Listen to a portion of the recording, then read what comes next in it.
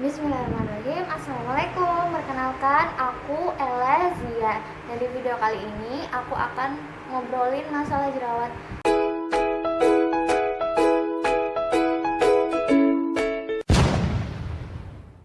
Ini tuh topik yang paling banyak dicari, apalagi waktu di apotek itu ya. Itu ada, kalau nggak salah sehari itu bisa sampai 2 sampai 3 orang yang ngomongin bekas jerawat. Banyak yang bilang kalau bekasnya tuh lebih susah dihilangin daripada jerawat itu sendiri. Nah, kebetulan aku kemarin tuh juga ada jerawat mens gitu ya, jerawat yang datang bulan. Itu biasanya cuma satu sih kalau di wajah aku. Itu kadang juga berbekas banget, ada juga di sebelah sini tuh bener-bener berbekas gitu kalau jerawatnya yang gede gitu ya. Tapi emang ya masalah jerawat itu memang susah-susah gampang ya. Yang pertama, kita kenapa kok bisa timbul seperti itu? Yang pertama, faktor keturunan. Jadi emang dari orang tua atau dari kakak-kakaknya itu udah ada basic acne prone atau lebih mudah diserang jerawat, itu bakalan jerawat juga. Dan itu bisanya itu kalau bener-bener hormonnya udah seimbang gitu. Jadi agak susah sih yang ini. Dan yang kedua itu faktor stres. Jadi jangan stres ya. Gimana ya, susah ya ngomongnya. Kalau jangan stres, kita sendiri juga nggak mau stres ya, padahal ya, tapi emang itu faktor terpenting gitu. Kalau misalnya stres itu bisa menambah yang namanya jerawat dan memperburuk, nggak bisa sembuh-sembuh gitu kalau karena stres gitu kan. Yang ketiga, karena alergi. Ada beberapa teman aku yang dia itu alergi suatu makanan, akhirnya itu bisa menimbulkan jerawat. Nah, kalian harus wajib hindari banget. Kalau misalnya dari faktor keturunan ya, itu kan kalau kita mau menghilangkan bekas jerawat, kita harus menghilangkan jerawatnya dulu. Ini saya ngomongin jerawatnya dulu. Kalau misalnya jerawatnya masih banyak, bekasnya pun susah gitu kalau mau dihilangin. Nah, kalau yang dari faktor hormon tadi, faktor keturunan, itu ya satu-satunya cara biasanya sih nikah. Kalau habis nikah itu biasanya bisa hilang gitu. Itu banyak sih pengalaman gitu. Tapi kalau misalnya pakai skincare, ada sih teman aku yang hormon tapi dia rajin pakai skincare, akhirnya bisa menghilangkan gitu tadi jerawat. Nah, teman aku yang benar-benar berhasil dulu tuh jerawatnya kira-kira kayak gini ya, kayak gitu. Dan sekarang benar-benar halus gitu. Haifa Skincare ya, ini Haifa Skincare. Kalau di Surabaya ada satu Haifa Skincare, itu di sekitar High Tech Mall. Aku biasanya juga kalau facial juga di situ, karena alat facialnya tuh nggak membuka komedo gitu, enak banget dan dia tuh terjangkau, murah gitu. Kalian bisa tahu ini Haifa Skincare. Nah, itu kalau misalnya yang kedua karena stres gitu. Kalau stres itu emang agak susah sih. Kalian harus bener-bener imbangin pikiran kalian, harus bener-bener relax. Gimana ya caranya, pokoknya kalian jangan sampai stres berat gitu. Terus makanannya juga harus yang bergizi gitu. Terus abis itu kalian pakai skincare yang cocok buat kalian gitu, karena kan kalau stres kan lebih ke manajemen stresnya ya. Nah,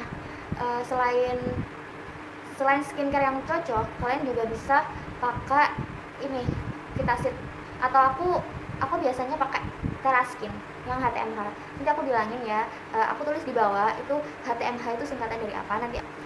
Nah, gitu. Nah, untuk cuci muka aku biasanya pakai Agnes yang hijau ini. Nah, 99% orang itu cocok pakai Agnes ini. Nggak tahu, ini sabun ajaib banget. Aku waktu itu kayak ada jerawat bulanan gitu ya, udah aku pakai, biasanya udah kering, udah hilang gitu, cepet banget ini Agnes. Agnes. Nah, terus ada ya teman aku yang waktu itu dia tuh karena alergi jadinya tuh banyak gitu. Nah, teman aku pakai ini, dia dikasih resep sama dokternya, itu pakai salep betamethasone. Kelihatan nggak ya? Kelihatan nggak? Nggak kelihatan ya?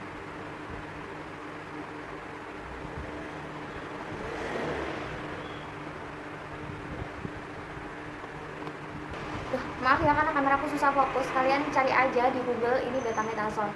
Nah, selain itu kalian juga bisa pakai Vitasit. Vitasit itu ada 3 dosis.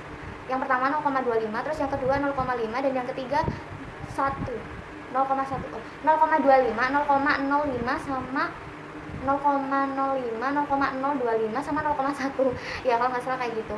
Nah, itu yang paling kecil tuh ya 0,025 itu, terus yang kedua 0,05, terus 0,1 itu yang paling besar. Nah, itu tergantung dengan kondisi wajah kalian. Kalau misalnya wajah kalian merah-merah gitu, aku saranin buat dosis yang paling rendah, karena itu selain acne prone, berarti kondisi muka kalian juga mudah iritasi, mudah merah gitu ya, sensitif kayak aku gitu, jadi lebih ke kering gitu. Jadi kalian pakai yang dosis paling rendah aja, nggak apa-apa, pelan-pelan, nanti bisa kok hilang-hilang sendiri. Biasanya sampai separuh tube ini bisa hilang gitu ya, itu kalau pakai Vitasit. Dan bekas jerawat bisa hilang kalau kalian rutin pakai masker apa, masker yang kalian cocok.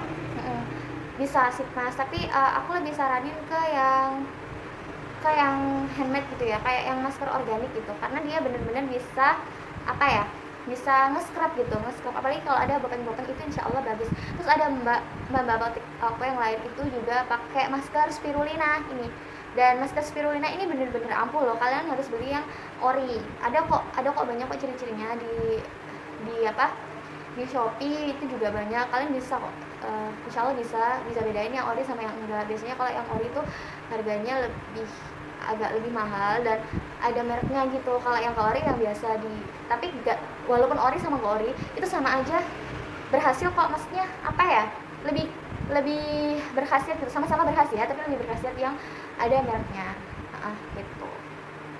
Terus apalagi ya selain spirulina itu, aku dulu pakai masker Sari Pohaci nih. Nah ini tuh dia bisa ngilangin bekas Sari Pohaci yang ini. Nah itu bisa selain menghilangkan bekasnya, itu juga bisa mencerahkan wajah gitu, dan dia dingin gitu kalau gitu. Itu sekian tips dari saya untuk menghilangkan bekas jerawat. Semoga bermanfaat, dan jangan lupa like dan subscribe yang paling penting, dan jangan lupa nyalain loncengnya, karena aku bisa tahu gitu, oh ternyata banyak ya yang butuh informasi dari aku gitu, jadi aku lebih semangat lagi buat videonya buat kalian, dan kalian juga bisa saranin aku bikin video apa gitu ya. Makasih ya, sampai bertemu di video selanjutnya. Wassalamualaikum warahmatullahi wabarakatuh.